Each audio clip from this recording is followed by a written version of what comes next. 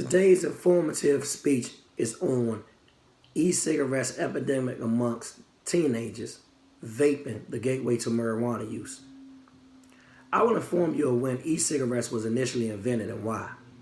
Then I will show you over time how the product changed from an alternative of smoking tobacco to a much more efficient way of inhaling nicotine and drugs. Ultimately, I will provide information proving how the new model of e-cigarettes and flavored oil attracted the attention of today's youth. Finally, I will show the connection of vaping to marijuana usage. When and why e-cigarettes was invented. According to e-cigarettes use among youth and young adults, a report of the Surgeon General published in 2016, the first U.S. patent issued for e-cigarettes was to Herbert A. Gilbert in 1965. The invention of the e-cigarettes was to counter the health effects of smoking tobacco that caused diseases like lung cancer and provide, quote, a safe and harmless means for and method of smoking, unquote.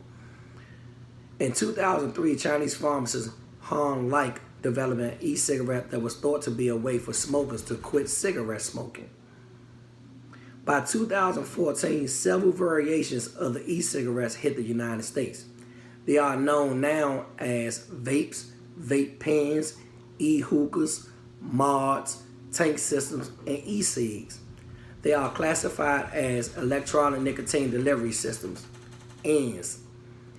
The devices are battery-operated that heats up liquid solution, flavored and non-flavored smoking oils into an aerosol to be inhaled by the user. What's in your e-cigarette? According to Chapter 3, page 120 of the e-cigarettes used among youth and young adults, a report of the Surgeon General published in 2016, some e-cigarette companies market their product as being nicotine-free or, quote, no nicotine, unquote, which has been proven to be a lie. Furthermore, it was discovered that not only was the user of the e-cigarette inhaling the addictive nicotine, the user also inhaled a high level of metals such as silver, nickel, and zinc sulfide, which raises additional health issue and concerns. With improvement to the product, it is now available to users as nicotine-free or containing less nicotine than the conventional cigarette alternative. Teenagers and e-cigarettes. According to the U.S. Food and Drug Administration, in 2018, 3.62 million e-cigarette users were middle and high school students. The FDA also reported increase in usage, 78% among high schoolers and 48% amongst middle schoolers from 2017 to 2018. While the overall usage of electronic nicotine delivery systems has skyrocketed across the nation, WKYT news station in Kentucky is reporting the usage among its teens have reached epidemic proportions. Vaping, the gateway to marijuana use. With the ability to produce THC in liquid form and the means in which to smoke it, the usage of marijuana has increased in teens. It is not a coincidence that marijuana usage has risen at the same time as e-cigarette usage. The National Institute on Drug Abuse released its 2018 survey results, clearly illustrating the increase of teen marijuana usage through electronic nicotine delivery systems.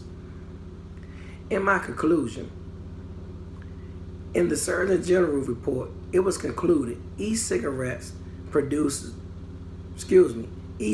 products can be used as a delivery system for cannabinoids and potentially for other illicit drugs.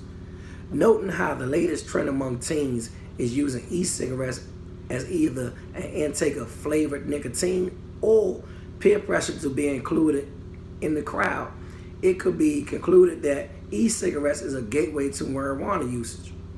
Studies have shown nicotine intake either by smoking a cigarette or uses of e-cigarettes have been coupled with drug and alcohol usage for decades.